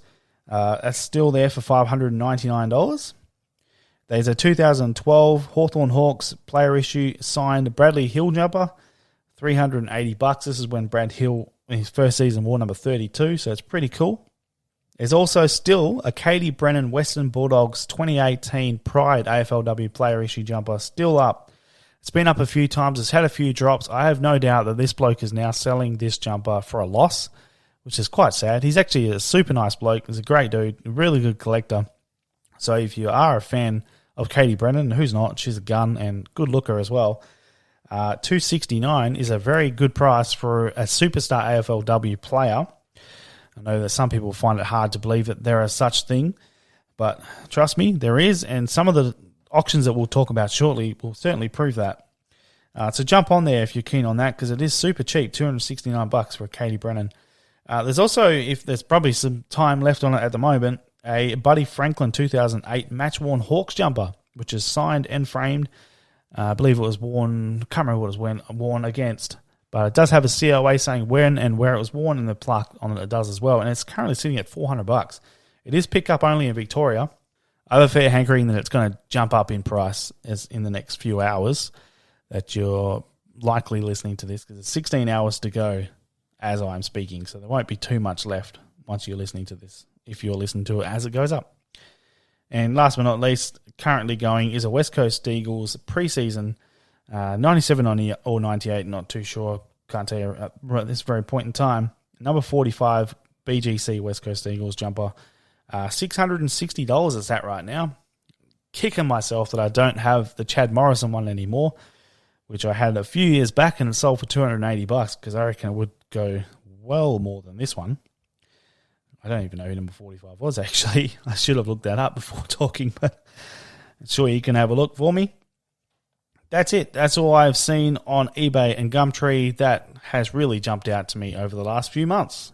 eBay has certainly slowed down. So I think it's mostly about the Facebook pages. Even there's not even much on Gumtree, to be perfectly honest, but mostly about Facebook pages, and even Instagram is doing a lot of selling now. So I don't think eBay, you're going to see as much there as you perhaps did in the past.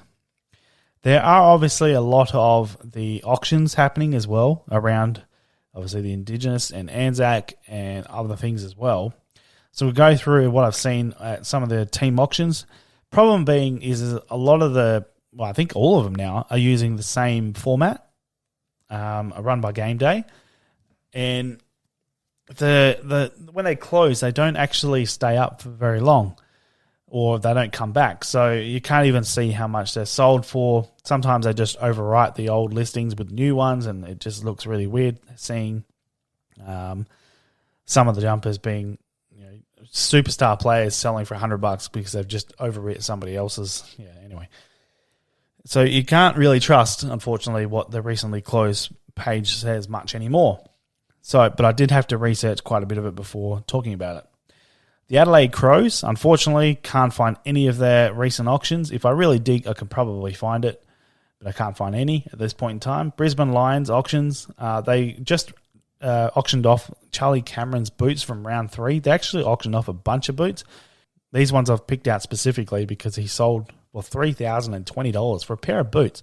Now, I believe they did go towards the flood fund as well. So obviously people are very generous when it comes to charity auctions, and they're always very accommodating when they are these type of auctions. Great items as well. Also on the Brisbane Lions auctions, Lockie Neal's Indigenous jumper just sold for $2,470. Fantastic Indigenous design as well.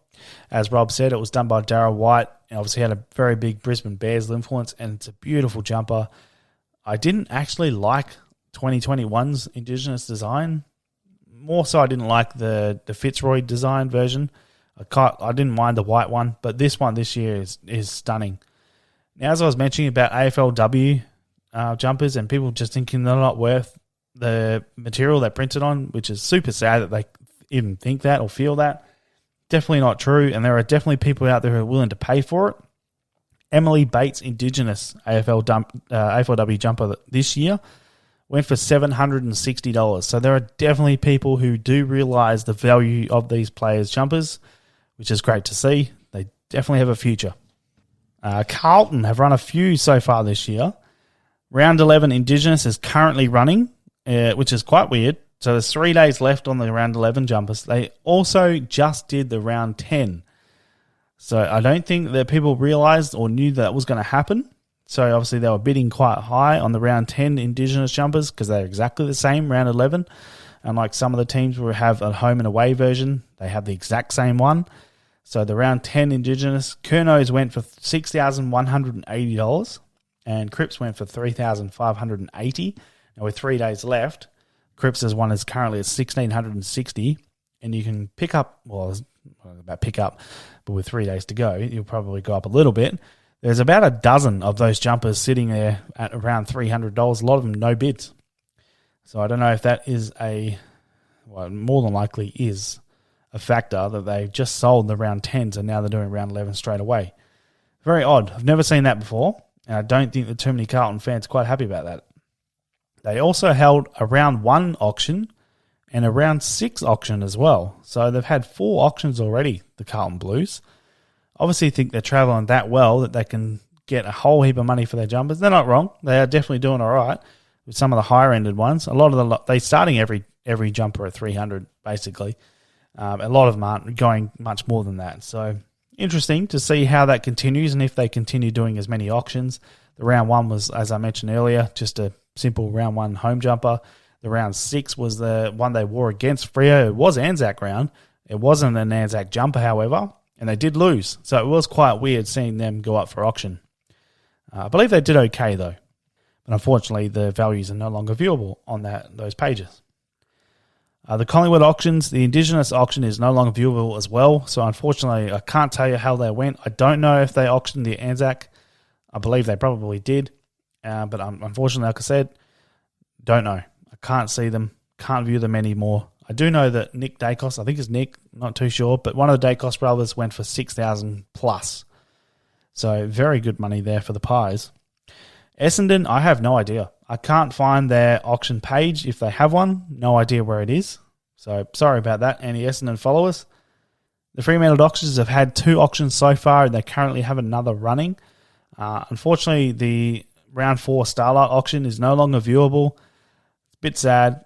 However, neither is the round 11 Indigenous auction, actually. I can't see either of those. But I do know, obviously, I was on there quite a bit, that the Michael Frederick, Griffin Logue, Sean Darcy, and David Mundy Starlight jumpers all went for $2,000 plus. So obviously they played quite well that day as well. And being a Starlight Foundation, where they donate the money to Starlight Foundation, obviously people spend a lot more money on those charity, as I keep saying. So they were always going to go pretty high. Once Michael Frederick played well, his jumper just skyrocketed. The round 11 Indigenous were very similar in results. However, Michael Walters went for $3,000 plus. He was sitting at $2,000 plus in the first 24 hours of it being released. But well before the game actually started, before a ball was kicked, Michael Walters' Indigenous jumper was at $2,000 within 24 hours of it going up. I believe it was about 3 days before the game actually started. Very weird how that happens. I mean, he did design the jumper, so that clearly had an effect on how much it was going for. I just don't know if he could ever spend so much money without ever knowing how well they're going to play in the day. They could have had the worst game possible. Thankfully, Michael didn't. He actually played pretty well that day along with the rest of the team. So I'm sure whoever won that is pretty stoked that they picked it up even for a large amount of money. Going back to Michael Frederick as well, he played extraordinarily well on that day, and it was rather funny because I was watching that auction hoping that I could pick it up, knowing he was going to wear a long sleeve because it was only the second time that Freo player had ever worn a long sleeve Indigenous. First time was the week before when James Ace wore a long sleeve home. Unfortunately, we have not seen a home Indigenous auction as of yet, and the reason for that being is they're going to wear it again during NIDOC round in I believe round 17-ish. I'm hoping against the Saints because I'll actually be there over in Marvel Stadium for that game. So that's the reason why we haven't seen the home Indigenous auction. However, knowing that Freddie was going to wear a long sleeve in the Indigenous clash, I was hoping that I'd be able to pick that up. But then he just had to go and have an absolute ripper of a game, didn't he? And that jumper went from 500 right up to 1,500 within the first 20 minutes post-game. So definitely a bit of an influence on how they do play for sure. Freo also do have a current auction as well, and it's the Ripped Jumpers and Boots auction, which ends in 2 days. So James Ace got into a scrap and ripped his long sleeve, which is very cool. I don't think I've ever seen a ripped long sleeve before. Luke Ryan loves a scrap, got into another one, and Caleb Sarong's boots are up for auction as well. They're all going to Make Your Mark Foundation, which is just another thing that Freo donate to. James H. and Luke Ryan's jumper are both well over $900, and Caleb Sarong's boots are $1,100 plus. Geelong Cats auctions, if they've done any, are no longer viewable. I can't say I've seen any, or I can't say I've seen anybody with one, so I'm not too sure if they have or not. GWS are currently auctioning their Indigenous jumpers. They have 8 days remaining, so it must have only just gone up very recently. Toby Green's is the most at $450, but the majority are still sitting at $250. Very nice design. I do like the GWS Indigenous this year. Gold Coast Suns auction, they've held 3, the Flood Appeal, Anzac, and Indigenous. Unfortunately, I can't see the Anzac jumpers. However, Matt Rowell's Flood jumper went for $1,825, and his Indigenous went for $1,060. So good dollars there for the Raging Suns right now. The Hawks auctions are also no longer viewable. They've held their Indigenous, the Emergency Services, and Anzac, I believe, but unfortunately I couldn't tell you how much they went for. Melbourne's auctions, they've had a few as well. I can't tell you how much the Indigenous went for. I have no idea, unfortunately. However, the Anzac Eve jumpers, Clayton Oliver, Christian Petrarca, and Max Gorn all went for $2,000 plus. There was also a handful go for under $300. So very interesting, the value of the Melbourne jumpers. Obviously being a Premier in 2021, you would think a lot of their jumpers would skyrocket. Of course, the superstar jumpers like Oliver, Petrarca, and Gorn are certainly doing that. But you can still pick up Premier's jumpers for super cheap if you are on the Melbourne auctions. So keep an eye out for that. North Melbourne have just done their Indigenous auction as well. Can't tell you if there's any more that they've done because I can't see them. However, Jason Horn, Francis, Indigenous jumper went for $1,430. That was the most. There are also plenty of them go for in the 200s as well. And they also had a very nice Indigenous jumper design as well. So quite surprised. I guess I'm not surprised because they're not playing particularly well. However, their jumper this year has been very nice. So a little bit surprised that there were so many in the 200s. And again on the AFLW jumpers, which I am stoked to see this happening, Sophie Abertangelo's AFLW Pride Kangaroos jumper went for $1,100. So great to see. Port Adelaide's auctions are always interesting. They're run currently by officialmemorabilia.com.au. I have to wonder how long that partnership will last. I believe it's going for a little while now. But it's always interesting what Port Adelaide do. And I don't want to get into it because we speak about it quite a bit. And I'm sure we'll get Anthony Lynch or some others on to talk about it again in future. But it is always interesting viewing. They had a Russell Ebert tribute jumper, which was a 2021 jumper. They've slapped a number 7 heat press logo thing onto the chest of the 2021 jumpers. They all came washed as well. Not a lot of people weren't happy about that. However, obviously they're still worn in the game, so they're still match worn jumpers. No worries there. Do come with COA, all that fun stuff. Unfortunately they were washed, which the Port Adelaide fans weren't too happy about because we all love unwashed jumpers. But they did give their feedback to the club into official memorabilia as well, which is the best thing to do. If you guys want something specific or you want the club to do something, the best thing for the club and for you guys is to let them know that's what you want, because that's what happened with the Port jumpers, and they were able to make sure that the preceding jumper auctions were unwashed, and some of them look absolutely tremendous, by the way. The Anzac jumpers came with a heat press Lest We Forget logo on the back. Nothing wrong with that at all. The Russell Ebert jumpers did have heat press numbers, so they were just blank 2021 player issues that they heat pressed the number on and weren't fantastic. They didn't look good, in my opinion. Just my opinion, nobody else's. But obviously it was a great tribute to Russell Ebert. I believe it could have been done much, much better though. And I'm sure there are a few others that probably think the same. But it was also very good just to see a tribute in general. But as I was saying, the Anzac ones, jumpers, the numbers were sublimated. They did have the heat press Lest We Forget logo. And they also had the Indigenous jumpers as well, which just ended. Some prices from there. Robbie Gray's Indigenous went for $2,200. Travis Boakes went for $2,600. That was the Anzac jumper, and his Indigenous went for $3,150. You're very lucky if you're able to pick up anything under $1,000 at Port Adelaide auctions. So no matter how much they have trouble or the issues that they're having with the supplier or just how they're getting them out there to fans, they're certainly making enough money. So I don't think they're going to stop anytime soon in the way they do things. Hopefully they'll take some of the feedback on board and just rein it back in a little. Hopefully they just take control of it. I'd like to see the club just take control of it themselves, not have to worry about all the AFLPA COAs and stuff like that, because that's usually what holds up the production line as well. Just take control, do in-club COAs. Just, it's a lot easier, a lot less messy, and just get them out and washed. I mean, that'd be great. I wish every club did, but it is what it is. It is what it is, and we'll definitely chat more about that in future. Unfortunately, I was unable to locate any EBIT prices, but I know there's quite a lot out there, and people are still happy with them. Richmond auctions, all I can find was the Anzac Eve jumpers. Dusty's went for $4,180, so welcome back to Dusty Martin. And the lowest price one was $400, so not too bad. It has obviously gone a little bit down as far as Richmond jumpers goes and the prices go. They haven't played as well in the last couple of years, but there's still that top end value for those jumpers as well, with Dusty going that high and then the next one going for $2,000. So there's still plenty of money in Richmond jumpers for sure. St Kilda auctions, I have no idea. Cannot find them. Don't know where their page is.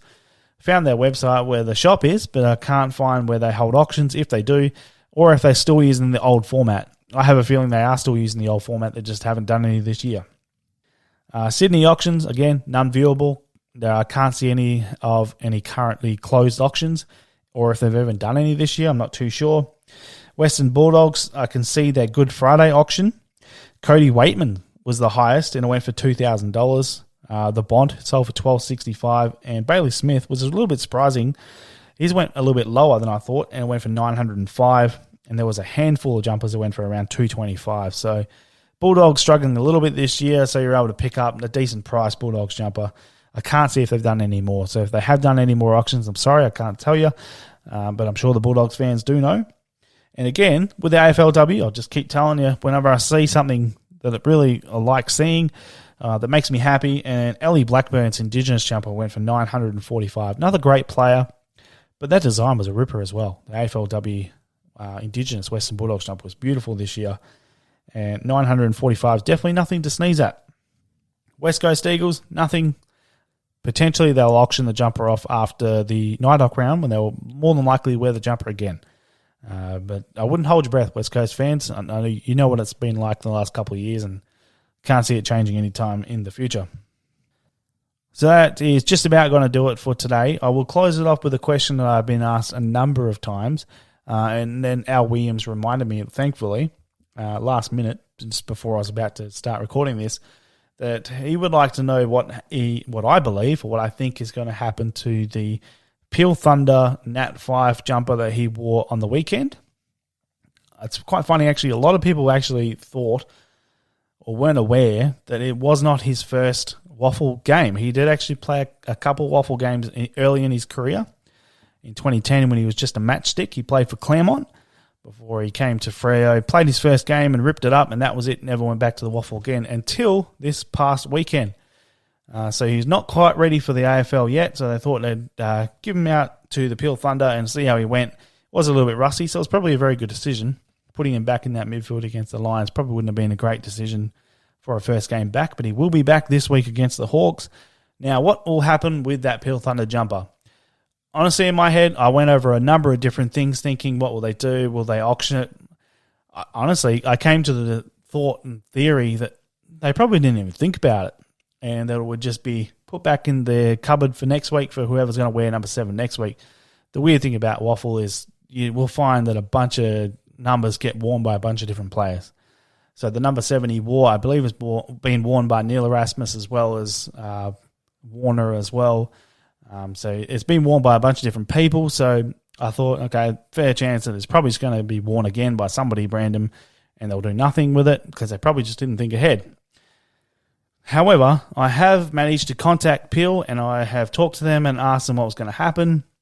And they have thought ahead. They're very smart at the Peel Thunder, which is fantastic to hear. And what's going to happen to the jumper? It will be auctioned off at a later date.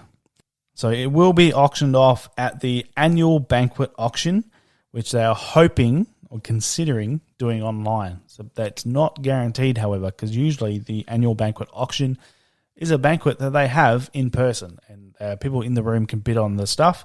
However, hopefully, fingers crossed, they do the auction online as well.